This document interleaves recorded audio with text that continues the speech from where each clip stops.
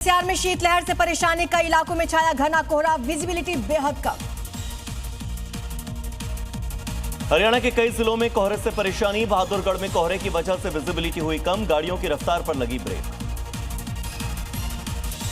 UP के मथुरा में पूरे शहर में छाया कोहरा, तापमान में गिरावट में बढ़ी ठंड, दिल्ली आगरा यमुना एक्सप्रेसवे पर रेंगती दिखी गाड़ियां।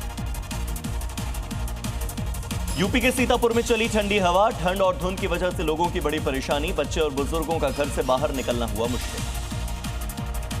कई राज्यों के लिए मौसम विभाग ने जारी किया अलर्ट, 2 से 3 दिन तक घने कोहरे का अलर्ट। उत्तर प्रदेश के 20 जिलों में रेड अलर्ट, 25 से ज्यादा जिलों में ऑरेंज अलर्ट।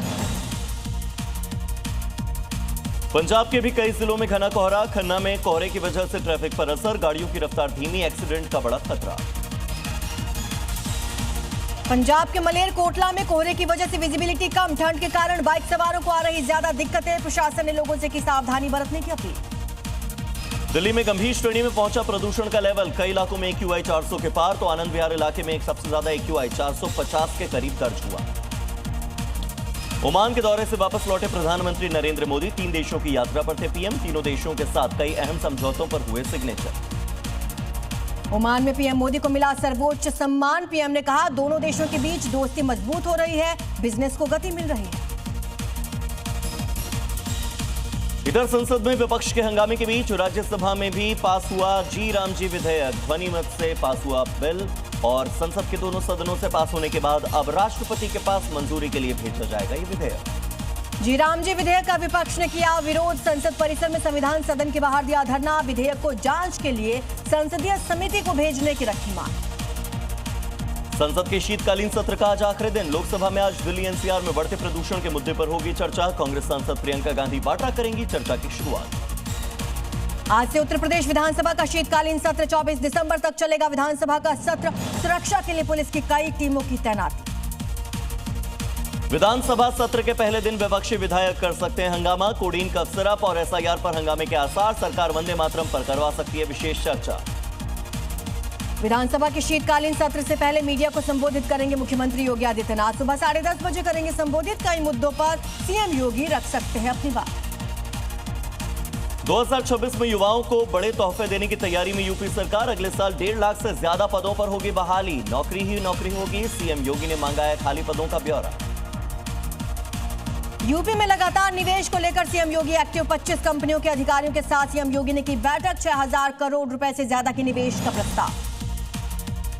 खिचड़ी मेले से पहले मुख्यमंत्री योगी आदित्यनाथ की गोरखपुर को बड़ी सौगात, गोरखपुर ओवरब्रिज का सीएम योगी आज करेंगे उद्घाटन, गोरखपुर की ट्रैफिक व्यवस्था को मिलेगी नई रफ्तार।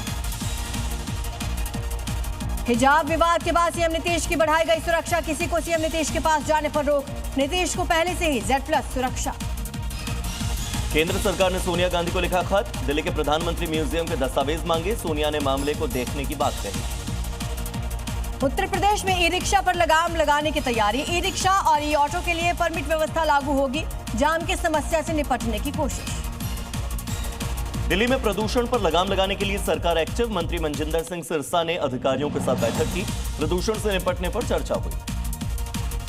यूपी सरकार के मंत्री AK शर्मा ने लखनऊ में रैन बसेरों का किया निरीक्षण, व्यवस्थाओं के बारे में ली जानकारी, अधिकारियों को दिए निर्देश। कुशीनगर के उदित नारायण कॉलेज में हिंदू समागम का आयोजन हुआ, स्थानीय विधायक समेत बीजेपी के कई नेताओं ने हिस्सा लिया, विश्व हिंदू परिषद के कार्यकर्ताओं ने निकाली झांकी। दिल्ली ब्लास्ट केस में 9वीं गिरफ्तारी, आरोपी यासिर अहमद डार को पटियाला हाउस कोर्ट में किया गया पेश, 26 दिसंबर तक NIA की कस्टडी में भेजा गया। यासिर अहमद डार ने सुसाइड बॉम्बर बनने की शपथ ली थी, उमर समेत 4 आतंकियों के संपर्क में था, उमर की तरह ही फिदायनी हमला करना चाहता था यासिर। दिल्ली ब्लास्ट केस में गिरफ्तार आरोपी नासिर बिलाल और शोएब की आज खत्म हो रही NIA कस्टडी, दोनों आरोपियों को पटियाला हाउस कोर्ट में किया जाएगा पेश। शिमला में संजौली मस्जिद के अवैध हिस्से पर प्रशासन का एक्शन, कोर्ट के आदेश के बाद दूसरे फ्लोर पर कार्रवाई, 9 मार्च को अगली सुनवाई। उज्जैन की तकिया मस्जिद के ध्वस्तीकरण के आदेश के खिलाफ सुप्रीम कोर्ट में दायर याचिका खारिज, सुप्रीम कोर्ट ने कहा मस्जिद के पास जमीन का मालिकाना हक नहीं। HIV पीड़ित लोगों के लिए दिल्ली हाई कोर्ट का बड़ा फैसला, कहा HIV संक्रमित व्यक्ति को भी दिव्यांग माना जाना चाहिए। पिछले 5 दिन से जम्मू कश्मीर के उधमपुर में एनकाउंटर, जवानों ने जैश के 3 आतंकियों को घेरा, 15 दिसंबर से शुरू हुई थी मुठभेड़, आतंकियों के खिलाफ ऑपरेशन जारी। पश्चिम बंगाल के नदिया में बांग्लादेश बॉर्डर से बीएसएफ ने 2 लोगों को गिरफ्तार किया। तलाशी में दोनों के पास से 5 ग्राम से ज्यादा सोना बरामद हुआ। अहमदाबाद में फ्लाइट को बम से उड़ाने की धमकी। गोवा से अहमदाबाद जा रही थी फ्लाइट, सभी यात्रियों को सुरक्षित उतारा गया। आंध्र प्रदेश में उड़ान भरने से पहले एयर इंडिया के विमान में आई तकनीकी खराबी। उड़ान से पहले रनवे पर ही रुक गया विमान। उन्नाव में यूट्यूबर अनुराग द्विवेदी के घर ईडी की रेड। आय से ज्यादा संपत्ति मामले में छापेमारी। ईडी की टीम ने की पूछताछ। भारत और दक्षिण अफ्रीका के बीच में आज होगा T20 सीरीज का 5वां और आखिरी मैच। अहमदाबाद में होगा मुकाबला। सीरीज में भारत 2-1 से आगे। घने कोहरे की वजह से नहीं हो पाया था चौथा मैच। लखनऊ में कोहरे के कारण रद्द हुए मैच को लेकर बीसीसीआई का बड़ा फैसला। सभी दर्शकों के पैसे वापस होंगे। हैदराबाद में ट्रेन कोच में अचानक लग गई आग। स्टेशन मास्टर की सूझबूझ से बड़ा हादसा होते होते टला। आग पर पाया गया काबू। हैदराबाद में सिलेंडर ब्लास्ट होने से लगी आग। जोरदार धमाके की आवाज से दहला पूरा इलाका। दूर से नजर आया आग का गुबार।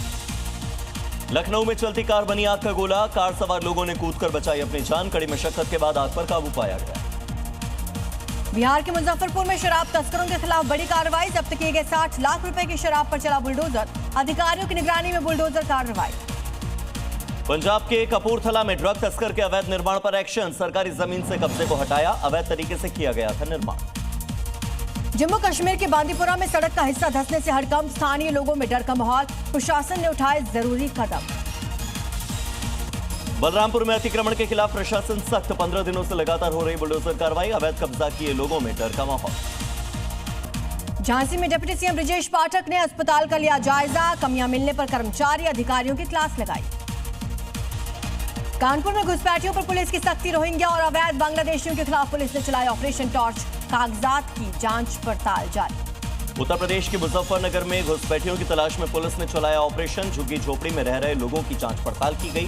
फैक्ट्रियों में काम करने वालों से पूछताछ। कानपुर में चमड़ा कारोबारी शमशेर आलम ने बाबा बिरयानी समेत 6 लोगों के खिलाफ दर्ज कराई एफआईआर। करीब 3 करोड़ रुपए के चमड़ा कब्जा करने के आरोप।